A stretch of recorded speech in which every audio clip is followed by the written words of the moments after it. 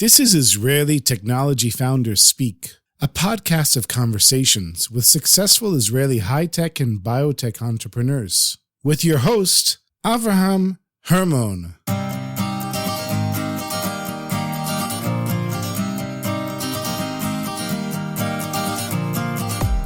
Dr. Hadas Ziso is the co-founder and CEO of EndoCure, an Israeli startup that uses AI to automate ultrasound imaging, turning any manual ultrasound machine into an automated tool with 10 times higher density than MRI. Their innovation removes the need for a trained operator, making reliable imaging accessible to anyone, anywhere. Avraham sat down with Hadas to discuss how she came up with the idea, got funded, why she stays in Israel, future goals, tips for tech founders, and much more. This podcast is a creation of J.M.B. Davis Ben David, an intellectual property law firm serving clients around the world. You have great innovations. We keep them safe. It's not enough to just have a great startup idea or innovation. If you don't legally protect your innovations, products, and brand, anyone can claim them as their own. We keep your great innovation secure. Learn more by going to jmbdavis.com. That's jmbdavis.com. Thank you. I'm here with Dr. Hadas Ziso in her offices in Haifa, Israel, the offices of the company EndoCure. What problem does EndoCure solve? EndoCure is transforming any off-the-shelf ultrasound machine from being very operator-dependent and manual, with a range of error from missing a condition to inventing one, into 3D, operator-agnostic, high-resolution imaging tool with 10 times higher density than MRI. And by doing so, we are separating data acquisition from interpretation, mimicking what's happening today in MRI and CT machines, making the process standardized so that any technician can run the system and get the same results anywhere in the world. Yeah, that's interesting. Ultrasound, I guess, for a lot of laymen like me is something, we had an experience of going to the doctor, with the pregnancy and seeing an ultrasound and wondering, how does the ultrasound technician see what they see? And all we see is like a black and white image that's moving around a little bit, grainy, hard to define, hard to understand what it is. And there's this person there that's somehow decoding and saying, oh, look, it's a boy, congratulations, or something like that. So is your machine going to get rid of some of that? How is it going to work? You are right. You touched a very important thing about ultrasound machines. It's a very difficult task to interpret in real time. And that's what the sonographers have to do today. They have to figure out what they see as they move over the skin. And for that, they are trained for years. And it's really sensitive to the level of expertise of the operator. So ultrasound is definitely capable of seeing pathologies like cancer, endometriosis, kidney stones, and other conditions. Yet it is very, very difficult to catch in this type of real-time imaging tool. So we are not changing anything about the ultrasound machine. We are just changing the way it is being used. We are upgrading the existing by reducing the level of expertise that is required. Okay, so it sounds like a great idea. The question is why hasn't this happened until today? How are you the first to do this?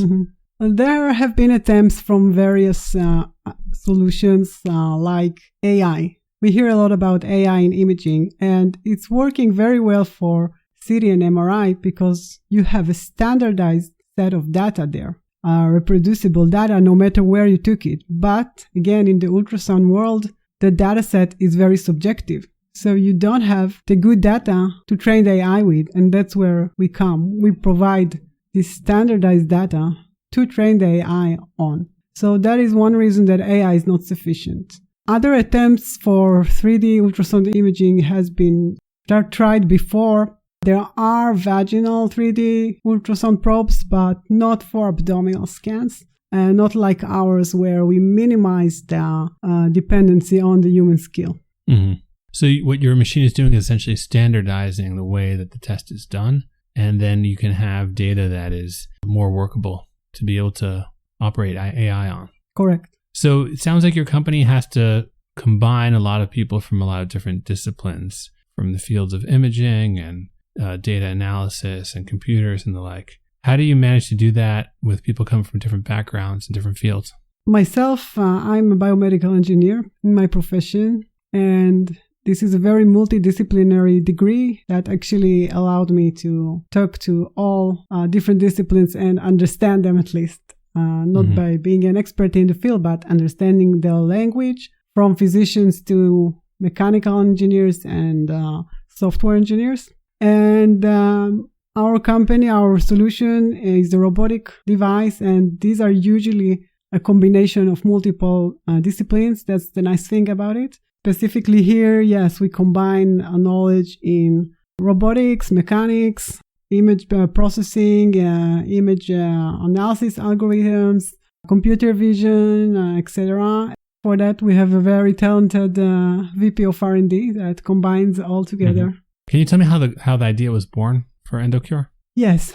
I started this journey out of a passion to make a difference in women's health and explored unmet needs in this field.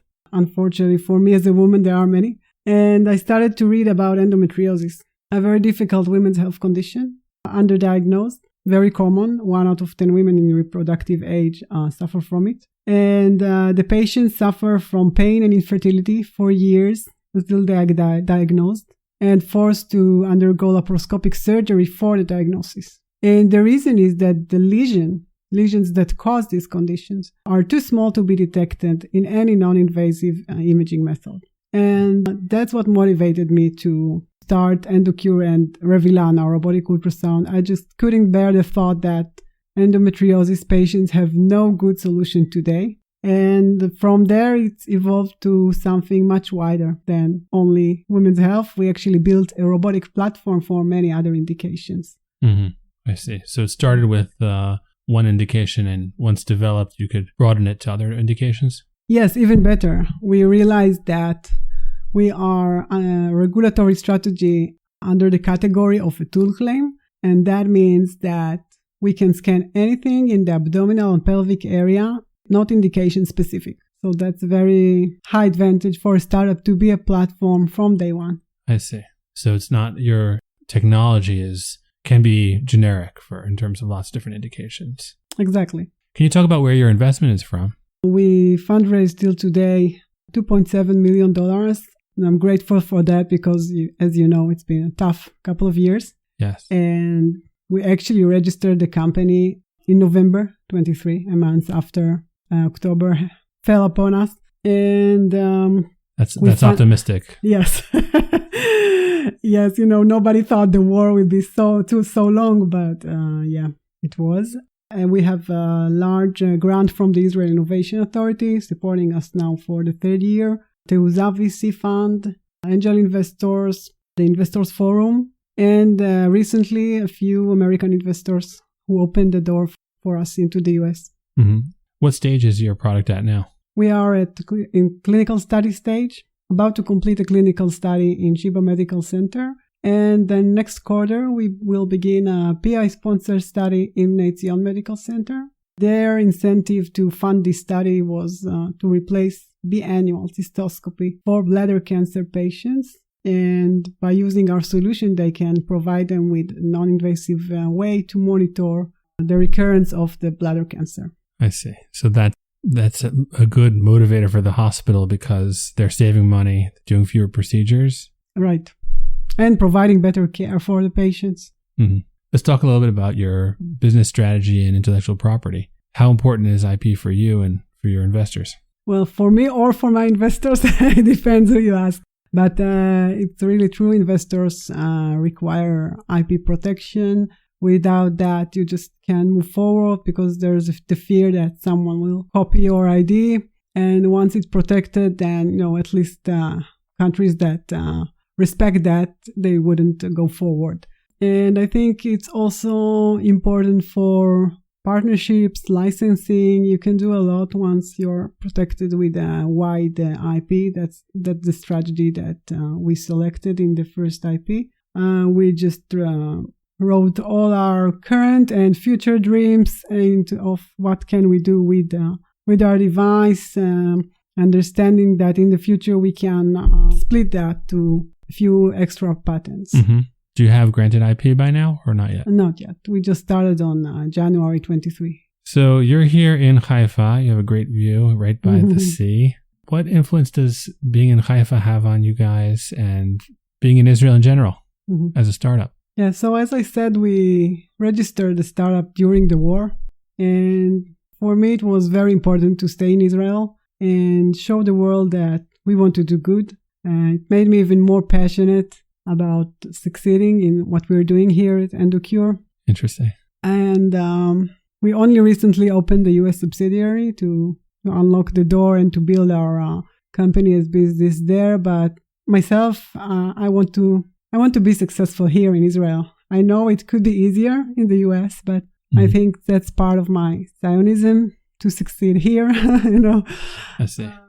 And specifically Haifa, we are supported by High Center and the economic company of Haifa.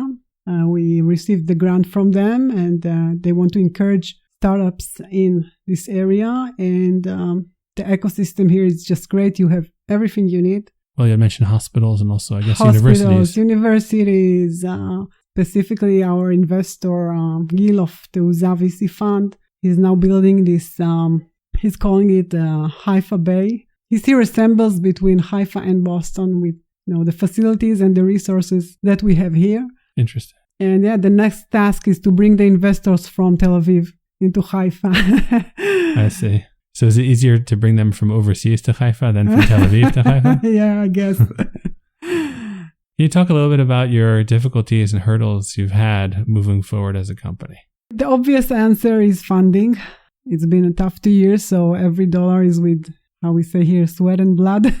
Yeah. But I'm thinking maybe I can share something else. I mean, if I had all the money I need today, what else? Then there's the exploration and understanding of the US market that is very, very different from the Israeli healthcare market. If it's with methods of reimbursement, in Israel we are more into value-based care, Kupot Cholim, HMOs, right? HMOs, and in the US it's very different. So you have to figure out that, find the best customer, interview people, find the best financial model, the pricing, all of that is quite a task.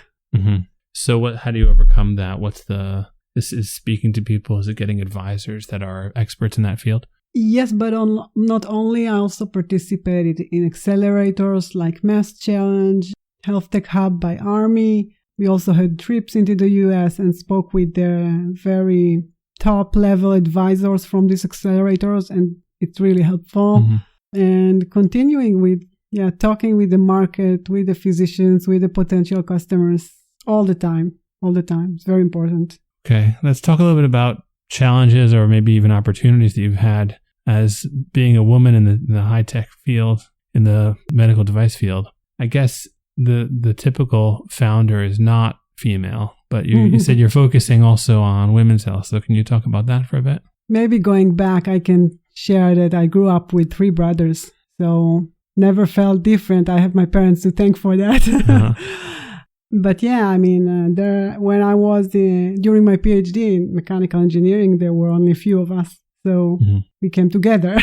We found each other, the women. And here it feels the same. Yes, there are only 4%, I think, something like that, women founders in Israel, and probably similar numbers in the world.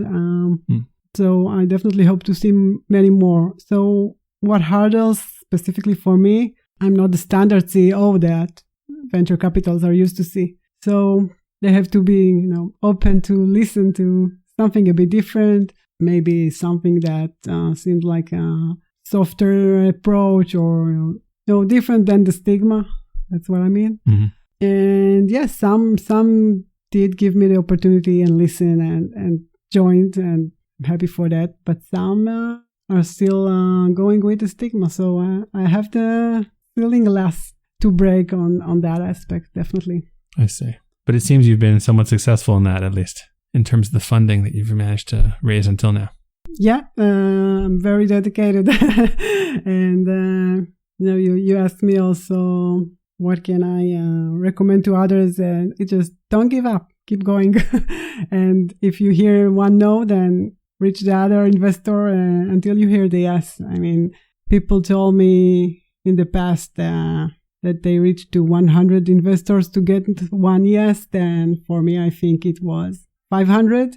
Wow. But as long as you get the yes, then it doesn't really matter. Wow, 500 to 1. Yeah. Okay. So that's a lot of work, a lot of doors to knock on. Exactly. Yeah. Okay, but that's also encouraging if you're successful. And it's just with that one, right? Right. So what are your next steps? We have just opened our seed round, looking for $5 million, and immediately secured $200,000 from the Israeli Cancer Association. So we are very happy for that, along with a grant from the Israeli Innovation Authority that we expect to receive. We are about $3 million short. So we are welcome any interested investors to join this great opportunity. Okay, sounds good. So where do you see EndoCure in another year or another 5 years down the road? Well, we plan to achieve FDA clearance in 2 years. And in 5, we hope to be after a successful partnership with one of the ultrasound manufacturers like GE Healthcare and potentially lead to a fast exit. Do you already have connections with the manufacturers? Yes, absolutely. I started talking with them on day one to keep them updated and to build their relationships for the future. I see. So are they partnering with you or? It's quite early, but I hope that when the moment comes, then yes, they will. Okay, great. Sounds good. Sounds like a very interesting company. I'm sitting here actually. There's a glass window separating between me and your prototype machine. And it's an interesting concept, and I wish you success. I think that there's a lot of potential here for patients, especially for faster, more accurate diagnosis and hopefully lower costs for users as well. Exactly. We actually provide something with 10 times higher capabilities than MRI in 10th of the costs. So definitely that's our thought, to provide reliable imaging to anyone, anywhere. And we actually see Revilan as supporting and providing better treatment eventually, because you can monitor the effect of drugs and react accordingly. You can provide early diagnosis for various conditions like endometriosis that we mentioned and cancer. But not only at the beginning, you can also monitor for recurrence and allow timely intervention. And by doing so, provide them with better care. You can provide pre-plan for surgeries, a tool for interventional radiology, an alternative to CT guidance, for example, for doing ultrasound-guided biopsies or minimally invasive RF ablations, etc. So eventually, we are not only diagnostic, we are really tailoring a better treatment for those patients. Do you see that your company will be selling primarily to hospitals, or what type of clients are going to be buying the technology? Yes, so the initial clients would be imaging centers. This can be either at hospitals or outpatients. And eventually, when we grow, everywhere where there's ultrasound, we can upgrade it. It can be private clinics, OBGYNs, urologists, etc. Everywhere where there's ultrasound. Can be portable, even in trucks like they do with mammography, and reach anyone. Okay. Sounds great. Dr. Hadas Ziso, thank you very much for the time and for your hospitality here in Haifa, and looking forward to reading about your success soon. Thank you, Avraham. It's been a pleasure.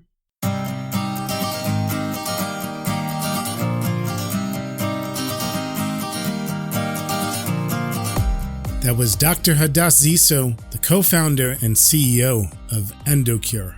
We hope you enjoyed this episode. There are many more to come. Do you have a great innovation or startup idea? We'd love to hear from you. You can reach out to us by going to our website, jmbdavis.com.